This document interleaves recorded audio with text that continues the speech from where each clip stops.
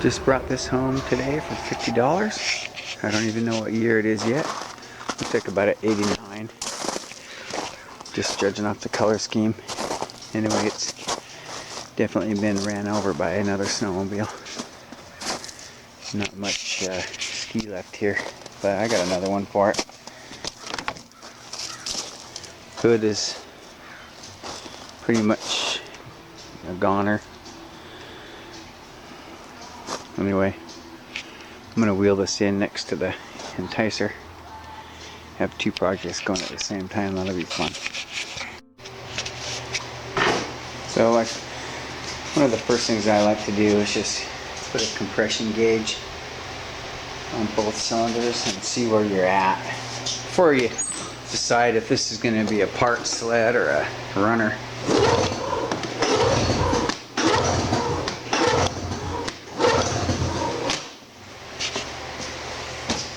So that's indicating about 120, just a little over. That's about what they all run, that I've done anyway.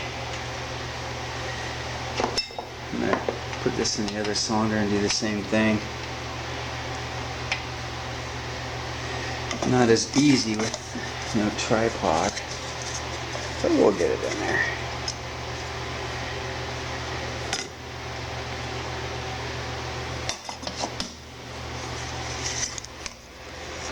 There we go.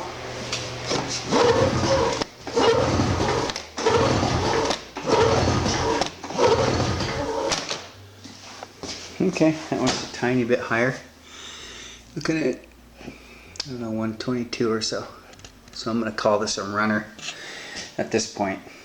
There's your compression check. Just want them, I kind of like them to be within a few pounds of each other. And this one is, so I'm going to move forward. Got about an hour into this teardown too. We're kind of doing the $50 Phazer and the $250 enticer at the same time. They're kind of lined up in here together. It's kind of fun working with your partner and stuff like this. Here's the parts pile off the Phazer so far. Nothing big. Got the carbs off, same thing. We're going to rebuild the whole fuel system on this pretty much. Topping off chain cases, checking tension, that kind of stuff. Anyway, this one's still wet from being outside. We're going to vacuum it out probably tomorrow. This one obviously needs a new windshield, which I had out in the parts department. Anyway, it's looking good. Here's a hood I have down in the parts department, and you can see I've got a rope and a clamp on it. So part of the hood was cracked down there, and instead of fiberglass in it, a lot of times I'll just throw a little Gorilla Glue in the crack, and that stuff holds amazingly well. I would recommend it for any small hood repairs. We talk about oil pump delete. This particular one, the pump did fail. It was a spring in the pump itself, so I ended up taking all that out. Just I've never done a pump delete, so I think this will be kind of interesting. I took out the bottle of oil and everything, so I'm just going to pre-mix the fuel and go from there. See these little pieces of gas line? Those are where the oil lines from the oil pump went in. So I just blocked the end of it so we're not sucking any extra air. I think that's probably prudent. I don't know if everybody does that, but I'm going to do it. Okay, here's the $250 Phazer. I'm going to do an unedited cold start. I just put fuel in, that's all I've done. I haven't done anything else. I've turned the key on, choke on, the kill switch on. Now I've blown this vent tube for the fuel tank with the gas cap closed to pressurize the system and push gas into the carb bowl.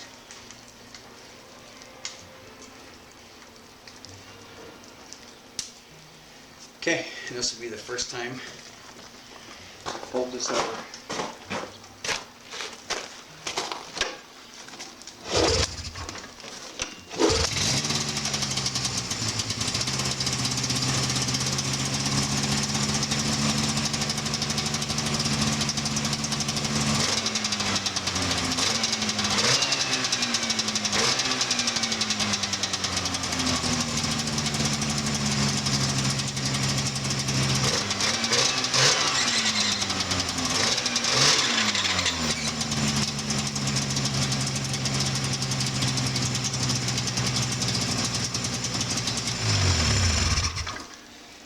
And there you are.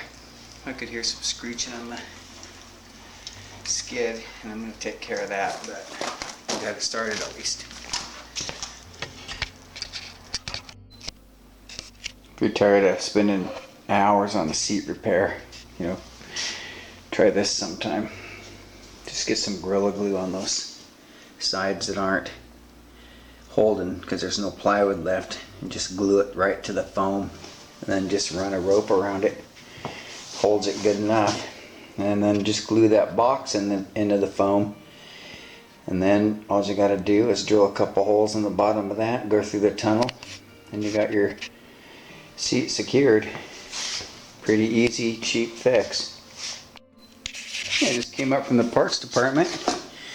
You know, these matching side covers instead of the black ones, so I think that's gonna be the thing to do. What do you guys think? Yeah, I think that looks good.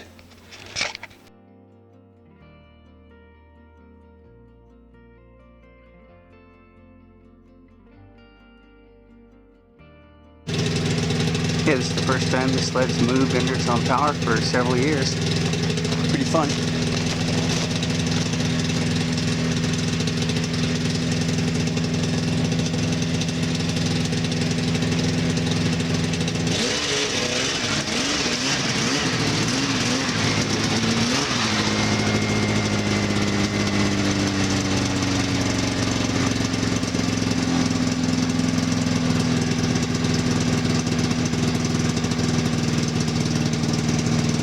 That's a wrap for this video.